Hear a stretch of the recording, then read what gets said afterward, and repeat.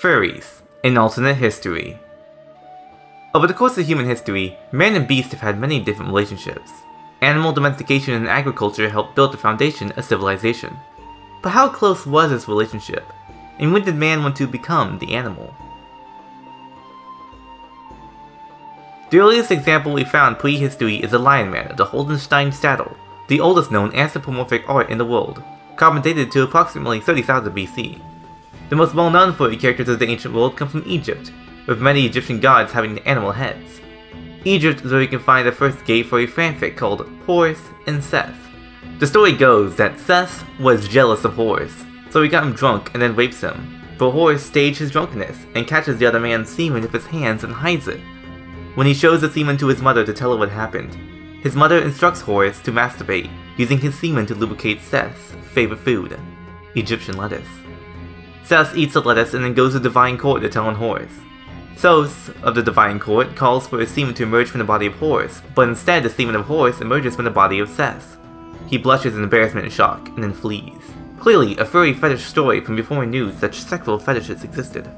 And yes, the story is real. I've had the pleasure of meeting with a fursologist who was studying furries in pre-Hispanic Central Valley, Mexico. His work was sparked by the many depictions of animals in Aztec culture, often half man, half animal, and always anthropomorphic. He argued these individuals of the high priest class were manifestations of furry culture. The implications of this are huge, as the priest class held both power and prestige over both the nobles and commoners in Aztec society. It was a religious class that carried out and demanded the mass human sacrifices.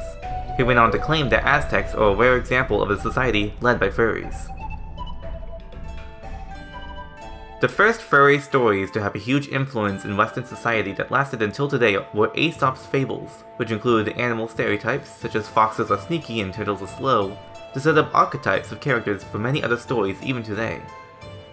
Once Abrahamic religions gained power in the Western world, furries started to slowly die out, especially since these practices forbade the worshipping and sexualization of animals.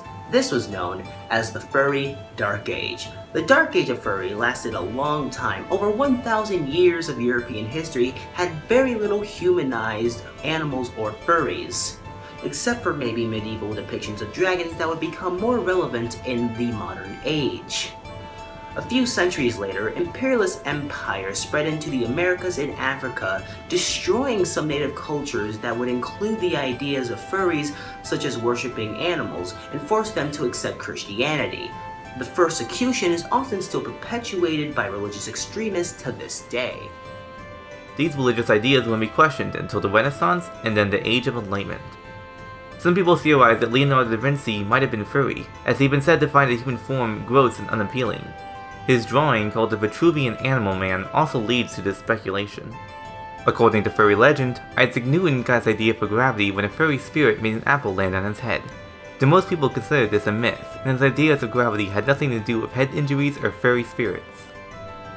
The first president to ever be known as a furry was President Abraham Lincoln. The Civil War was truly about the South seeing such a man as a degenerate, while the North was more accepting of the concept. This was later covered up by releasing the slaves and then claiming it was about that, as that had just been something that Congress has forgotten about. The revival of furryism in the form we recognize it as today came after World War I. Industrialization and technological progress led to the war, and the millions of people died. The golden age of animation began at this time.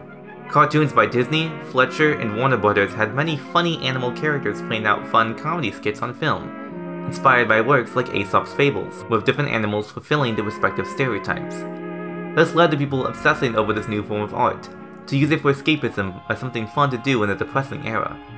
Some of the ideas from the furry culture of the ancient world were brought back into public consciousness, and by 1930s they became a significant minority. Early forms of fursuits were developed around this time based on characters like Mickey Mouse and Felix the Cat. Furries were becoming significantly popular in Germany at the time. After losing World War I, they experienced extreme poverty and depression. Many of the ancient Germanic tribes had furry ideals in their cultures, such as wearing animal skins in their rituals. Even today, Germany is one of the most densely populated furry countries in the world. Only the wealthy were seen having furry communities and parties, while the rest were starving on the streets. Bolshevik activists tried to start a communist revolution in Germany, which happened to have a lot of furry support. Not to mention the co-founder of the Communist Party of Germany was a Jewish furry. They conflicted with Hitler's idea of evolving humanity through the Aryan race, by instead returning back to animals. German furries were seen as a regression of German culture, a rejection of the progress that the unification of Germany was. Hitler also just personally found them really gross and uncanny. He wrote in Mein Kampf about the furries. The furries are immunized against all dangers. One may call him a scoundrel, parasite, homosexual, zoophile. It all runs off him like water off a raincoat. But call him a furry and you'll be astonished by how he recoils, how injured he is, how he suddenly shrinks back. I have been found out. By World War II, they were just another minority to put in concentration camps, the Polish camp Treblinka having a section called Verblinka that held the furries. World War I was even retroactively blamed on the furries by Nazi propaganda in World War II.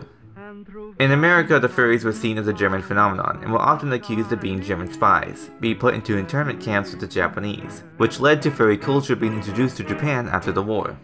Alan Turing's contribution to the computer helped change the tide in the war, but he was also found out to have invented the internet and fur affinity, both of which were considered forbidden sodomy tech and was classified, hidden, and forgotten until we discovered at the turn of the century.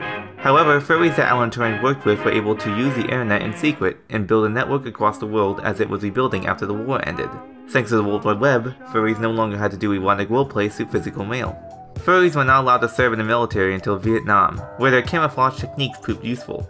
By pretending to be ordinary jungle animals, they were able to successfully eliminate the threat of the Viet Cong. Gerald Ford, however, did not want to admit that the military had resorted to fursuiters, so he told the US that we were ending the campaign in Vietnam empty-handed. The FBI did not consider the civil rights movement leaders to be a national threat until wiretapping revealed that Martin Luther King had a fur affinity account. COINTELPRO, a secret subsection of the FBI dedicated to destroying domestic threats, put a hit on him and had him assassinated. His wolf fursuit was found underneath an old government building after it was raided during the Watergate scandal. The missing 18.5 minutes of Nixon's tape was him finding the suit and discovering himself as feeling funny while looking at it, and then trying it on. One small step for man, one giant leap for furry kind. Buzz Aldrin takes off his helmet to reveal that his fursuit still functions in space, becoming the first astronaut and first furry on the moon. Voyager 1 was launched out of the solar system in 1977. The golden record contained the popular furry folk song, There's No Cock Like Horse Cock, which played directly after the song Johnny Be Good. Among the 116 images of Earth encoded on the record, image 73 depicted a furry ceremony being performed.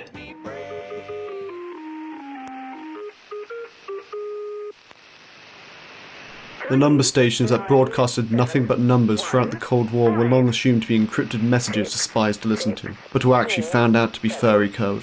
Every single number station was communicating to each other, describing their actions in the longest and most elaborate furry erotic roleplay in history. While the encryption method is still not public, shortwave radio enthusiasts who have decoded it were said to have the most satisfying orgasms of their lives. The process of decoding the unbreakable code was what made it so satisfying, so they swore not to share it. Furries to this day are archiving the number stations and trying to decrypt what legend considers to be the ultimate YIF. Once the World Wide Web finally became public in 1991, a domain and culture that completely belonged to the furries was becoming overrun with the masses, and an internet war began between the furries and the rest of the world. With a greater understanding and control of this technology, furries helped to leak many government secrets, WikiFur's offshoot site, WikiLeaks, hosting them. Edward Snowden was a furry who strongly believed in the internet being a furry domain, and didn't want the government to spy on the furries with the power that the Patriot Act gave them, and leaked all the information about it, considered to be a true patriot and a true furry. Nowadays, furries are an accepted minority and have proven their worth with the many contributions they gave throughout human history. As the internet gains more influence over society, so did the furries. This concludes the Alternative History documentary.